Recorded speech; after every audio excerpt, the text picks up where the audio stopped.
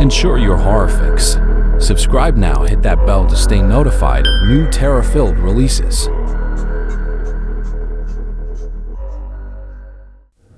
Welcome, horrorheads. Get ready for a chilling ride. I am Void, and I will be narrating 3 terrifying stories that will haunt your darkest hours. These heart-pounding horrors will leave you breathless. If you enjoy these AI-powered horror stories, please give it a thumbs up and share your thoughts in the comments. Now let's get cozy and let the Fright Fest begin.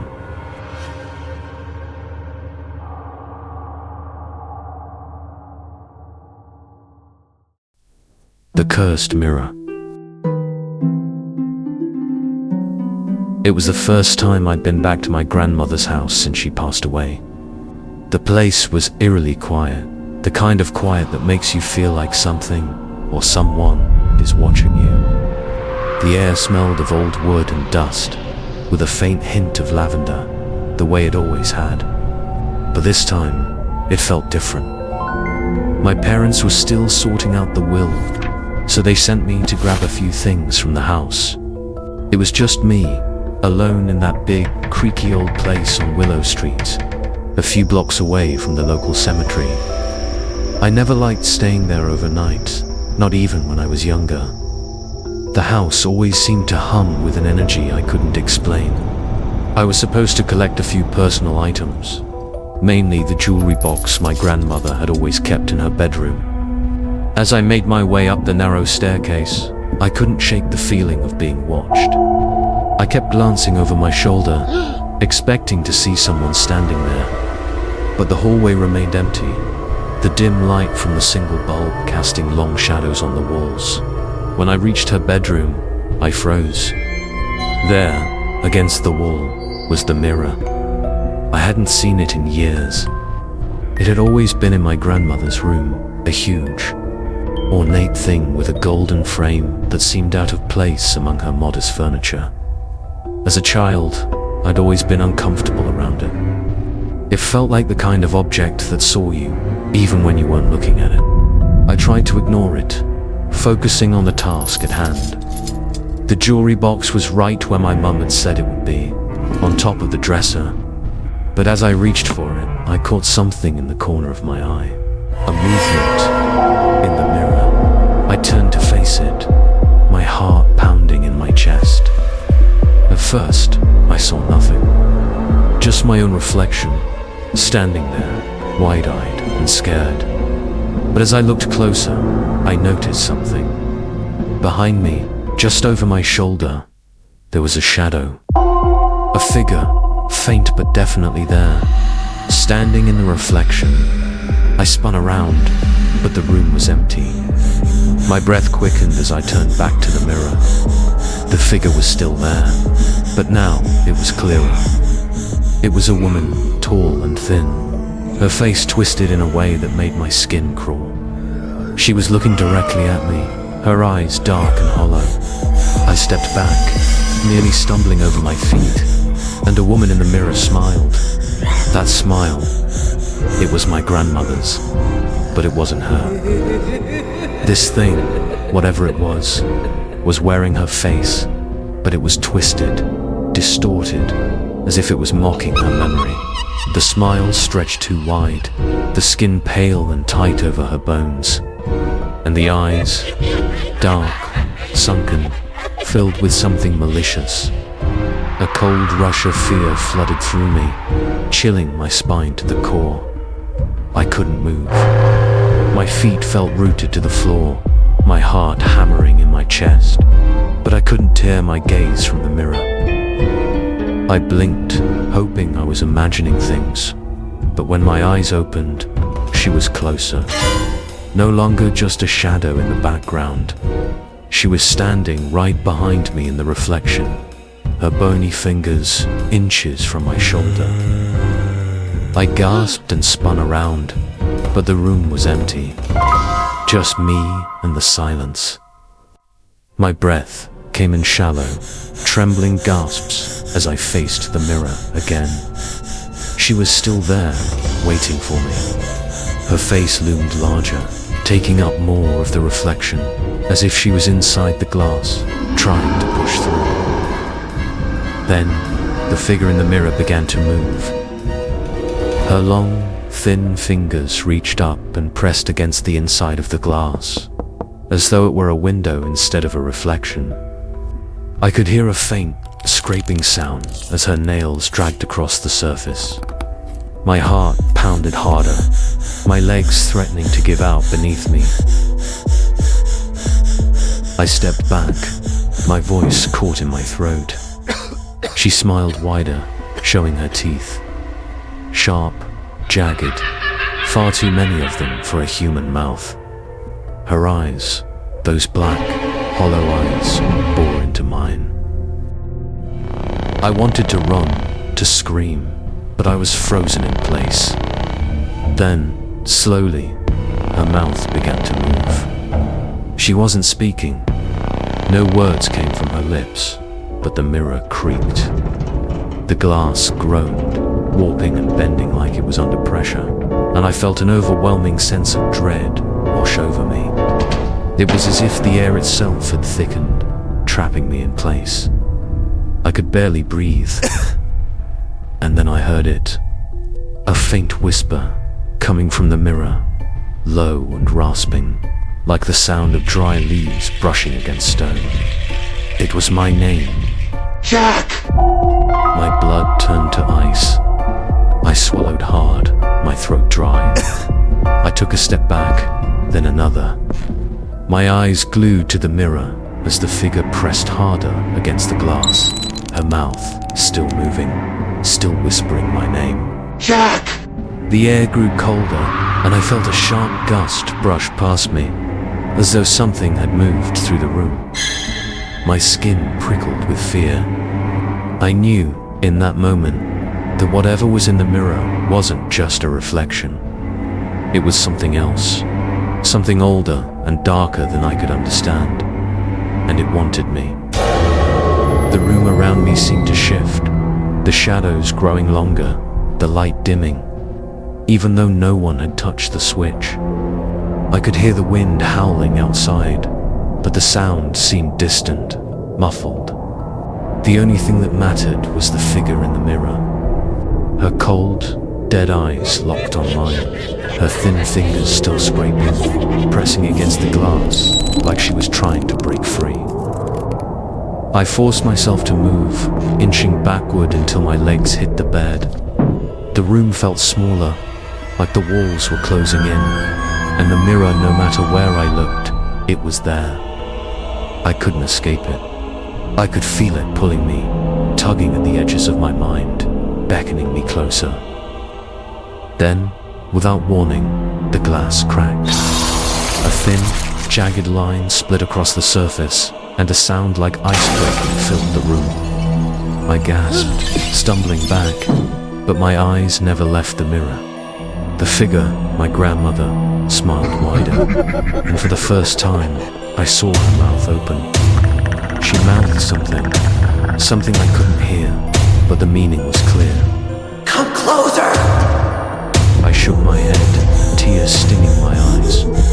My legs refused to move, but every instinct in me screamed to get out, to run as far from that mirror as possible. But I couldn't. I was stuck, drawn toward it like a moth to a flame. The crack in the glass widened, and suddenly, the room was filled with an ear-piercing shriek. It wasn't human. It was something raw, primal, filled with rage and despair. I clapped my hands over my ears, but it didn't help. The sound was everywhere, vibrating through the walls, the floor, the very air itself. The figure in the mirror twisted, her face contorting into something monstrous, her mouth stretching impossibly wide, as if she was screaming along with the sound. I fell to my knees, unable to think, unable to breathe. The mirror shook violently, the cracks spreading like a spider web. With a final burst of strength, I scrambled to my feet and ran, not out of the room, but toward the mirror. I grabbed the nearest object I could find, a heavy brass candlestick from my grandmother's dresser, and without thinking, I swung it at the glass with all my might. The mirror shattered into 1,000 pieces, the shards exploding across the room. The shrieking stopped instantly, replaced by a deafening silence. I stood there, panting, my hands trembling, staring at the broken mirror. For a long moment, I just stood there, waiting, half expecting her to reappear in the shards scattered on the floor. But there was nothing. Only my reflection, my real reflection, staring back at me from the jagged pieces. I took a shaky breath and backed away, leaving the room in silence. Whatever had been in that mirror, it was gone now.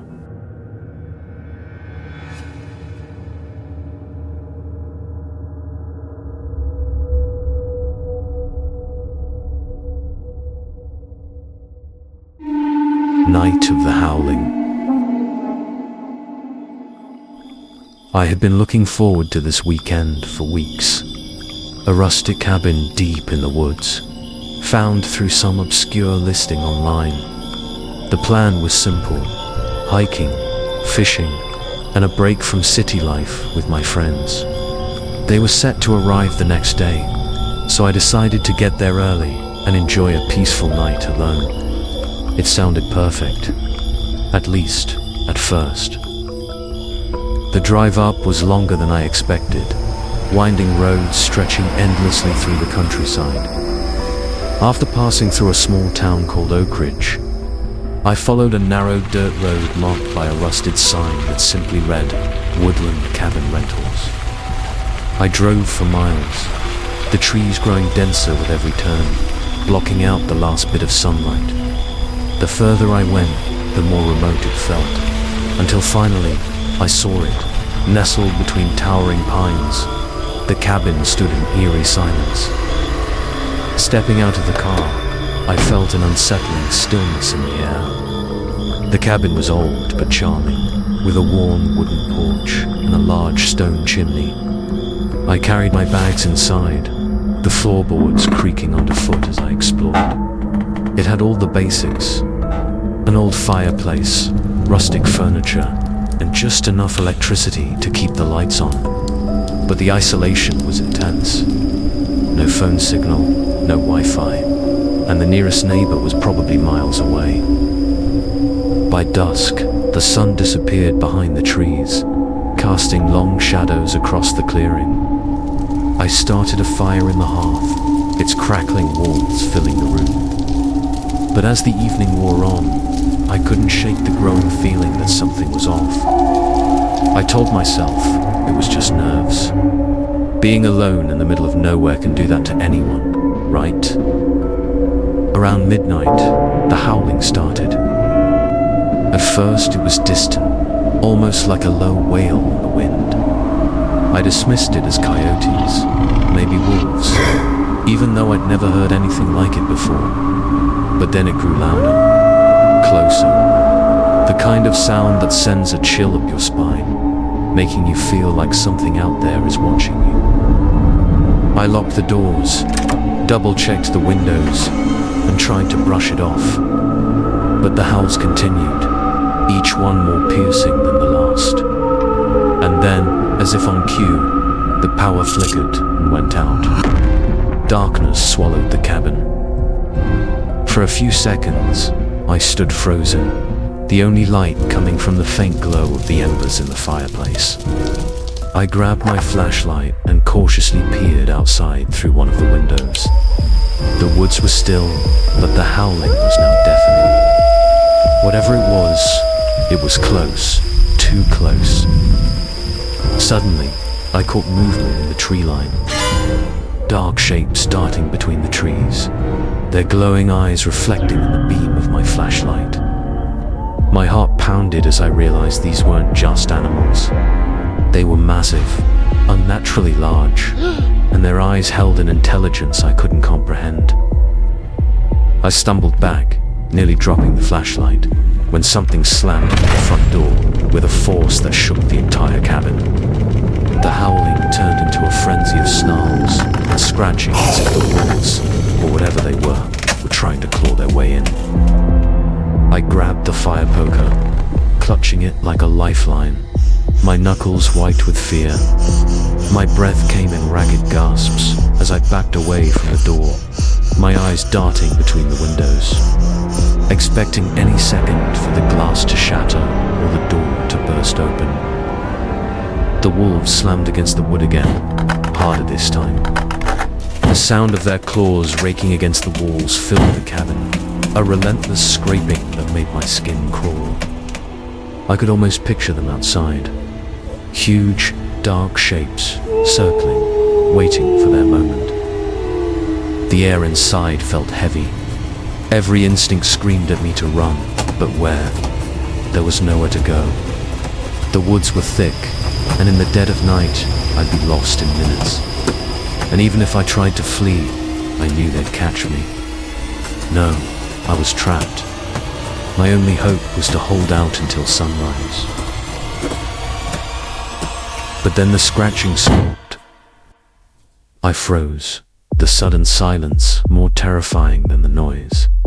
It was too quiet, unnaturally quiet. Not a single rustle of wind or sound of wildlife outside. My heart pounded in my ears, the only sound in the stillness. And then came the footsteps again, slow, deliberate, right outside the door. The floorboards on the porch creaked under their weight. I stepped backward, the poker trembling in my hand. My eyes were glued to the door, waiting for it to give way, waiting for whatever was outside to come crashing through. But the door never moved. Instead, a faint whisper filled the room, soft, indistinct at first, like the wind through the trees. But it was coming from inside the cabin. I spun around. There was nothing, no one. But the whisper grew louder, more insistent. A chill ran down my spine, colder than anything I'd ever felt before. Then I saw it. In the far corner, where the shadows gathered thickest, something moved. A shape, barely visible in the dim light, shifting, watching. A figure, tall and gaunt, its eyes glinting in the dark. It wasn't human. Its skin was black, like the night, and it stood impossibly still, like it had been there all along, just waiting. My breath hitched as I stumbled back, the poker shaking violently in my grip. I felt dizzy, my vision blurring as the figure stepped forward, moving with a slow, deliberate grace. Leave. The voices whispered, but the word felt like a command. My legs wouldn't move, as though the air around me had thickened, trapping me in place. The figure came closer, and the fire in the hearth flickering weakly as it struggled to stay lit. I tried to speak, but my throat tightened, the air growing heavy with the scent of damp earth and the acrid hint of rust and decay. The scratching started again, this time from all around me. Above, below, the walls, the windows. The floorboards groaned under invisible weight. Suddenly, the window behind me shattered. Glass sprayed across the room, and cold air rushed in. I whirled around just in time to see something slip through the broken frame. Something low to the ground, moving too fast to see clearly. My flashlight flickered again, and in the brief burst of light, I caught a glimpse of it. A twisted shape, all fur and teeth, with eyes that burned a fiery red. I screamed, swung the poker wildly, but it passed through empty air. I could hear it, feel it, skittering across the walls. The fire suddenly roared to life, casting long, dancing shadows across the room. In the flickering light, I saw the black figure again, standing with its hand outstretched. Its mouth agape, and from it came the terrible howling, the same howls that had haunted me all night. My body locked up, paralyzed by fear, I couldn't breathe. I couldn't move. All I could hear was the relentless, mind-numbing howl. Just when I thought the figure had swallowed me whole, there was a sudden jolt. Rough hands grabbed my shoulders, shaking me violently. Hey, wake up! I blinked, disoriented, my vision blurred. Dan and Eric were standing in front of me, wide-eyed, pulling me back from the chaos around us. The cabin was in shambles. Furniture overturned, glass shattered, and deep scratches etched into the walls. We came early. Dan said, his voice shaky. You were howling, crawling around like some kind of wild animal, throwing things everywhere. Eric glanced at the deep gashes on his arm. And you tried to scratch us. I had no recollection of any of it, except for body aches. It just felt like I had a bad dream. I couldn't understand what had just happened. Wasn't sure I wanted to.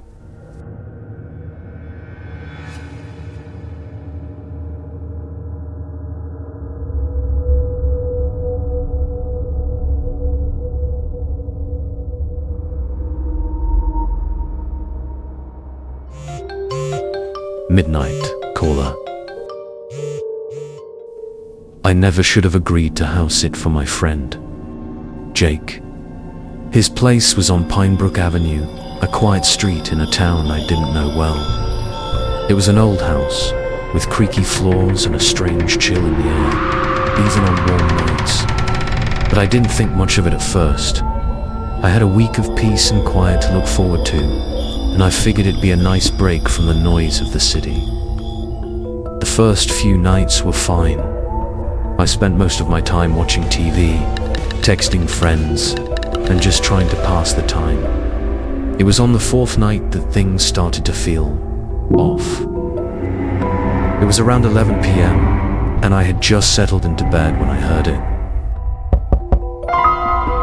It was soft at first, almost like I imagined it. But then it came again, louder this time. I sat up, my heart pounding. The front door was at the end of a long hallway, and from the bedroom, I couldn't see who was there. I glanced at my phone. No missed calls, no texts. I wasn't expecting anyone, especially not this late. I slid out of bed, my feet cold against the wooden floor. I crept down the hallway, my breath catching in my throat. As I reached the front door, I hesitated. There was no peephole, just a thick wooden door between me and whoever, or whatever, was on the other side. Who's there? I called out, my voice shakier than I wanted it to be. No answer. I waited, my hand hovering over the doorknob. I thought about calling Jake, but I didn't want to seem paranoid. Maybe it was a neighbor, maybe it was nothing. I told myself I was overreacting, but I couldn't shake the uneasy feeling creeping up my spine. I took a deep breath and opened the door. Crack. There was no one there. I stepped out onto the porch, scanning the empty street. Pinebrook Avenue was silent, the streetlights casting long shadows across the sidewalk. I stood there for a few moments, waiting, but nothing happened.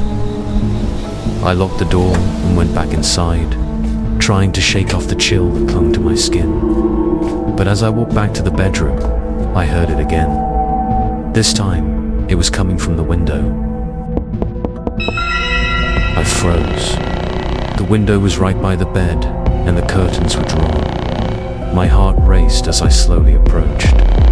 With shaking hands, I pulled the curtains back, half expecting to see a face staring back at me. But there was nothing. Just the empty backyard, the trees swaying gently in the breeze.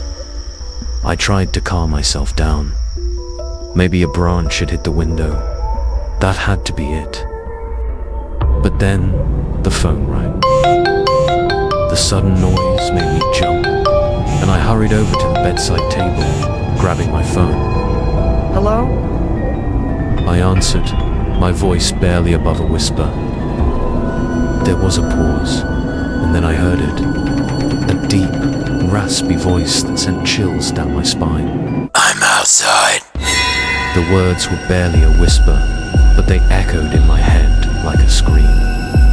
I stood frozen, gripping my phone so hard my knuckles turned white. My mind raced. Was this a joke? But the voice was too real, too cold. I slowly backed away from the window, my eyes darting to every shadow, every corner of the room. My body tensed as I heard it again.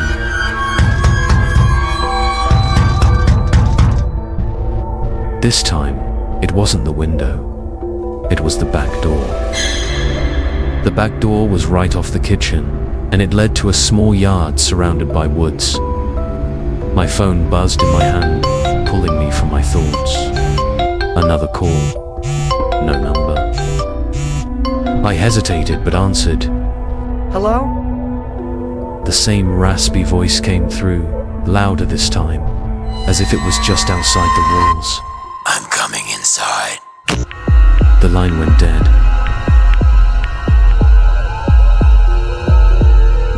Panic surged through me, and I ran to the kitchen, grabbing the first thing I could find, a large knife. My hands were shaking so badly I could barely hold it. I stood there, listening, trying to hear past the thudding of my heartbeat. That's when I noticed something that hadn't been there before. The back door, it was unlocked. I knew I had locked it earlier. I had double-checked it, just like every other door in the house. Slowly, I crept toward the door, trying to make as little noise as possible. My mind was racing, the world outside the glass door, completely dark. I reached out to twist the lock, but just as I touched it, something slammed against the door with such force that the whole frame shuddered. I stumbled back, nearly dropping the knife. My heart was hammering in my chest, my breath coming in short, shallow gasps. I stood there, staring at the door, waiting. Then I heard it, breathing, slow and heavy, just on the other side. It wasn't the wind or my imagination. Someone or something was standing right there, inches away from me, separated only by a thin layer of glass. I stepped back, clutching the knife tighter. My mind was racing. Should I run? Should I hide? Before I could decide, the doorknob twisted. My stomach dropped as the door inched open. Just a crack, enough to let the cold night air seep inside. I couldn't see anyone, but I could feel it, that overwhelming sense of being watched, of something lurking in the shadows. The door opened wider. I whispered, barely able to hear my own voice. Then, slowly, a hand reached around the edge of the door. It was dark, like the night, with fingers too long, as though carved from pure darkness. My whole body went cold. I stepped back, nearly tripping over the chair behind me. The hand slid further inside, followed by an arm, then the silhouette of a figure. I couldn't make out its face, just the outline of something tall, impossibly tall, its head nearly touching the ceiling. The air seemed to hum with a strange, static energy, like the space around it was warping. I wanted to scream, but no sound came out. My throat felt like it had closed up, my body frozen in place.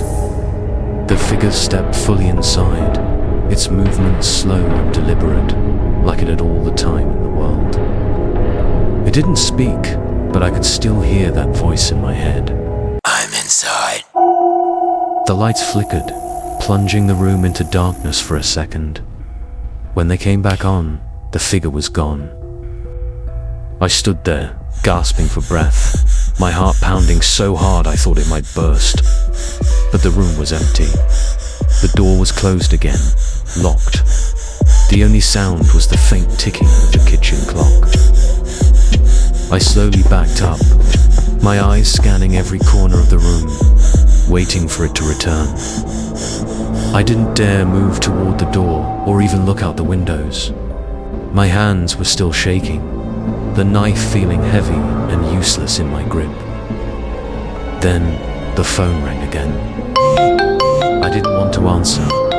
I knew who it was, but something compelled me, and I lifted the phone to my ear, my voice barely a whisper. Hello?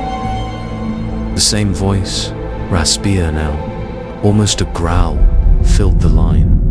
I'm already inside. I bolted from the kitchen, every instinct screaming to leave, but as I passed the hallway mirror, something caught my eye. My reflection, only it wasn't quite right.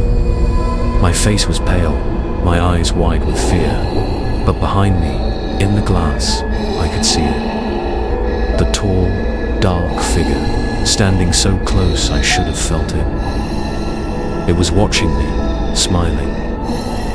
I screamed and dropped the phone. The lights flickered again, and the house plunged into total darkness. Void visions.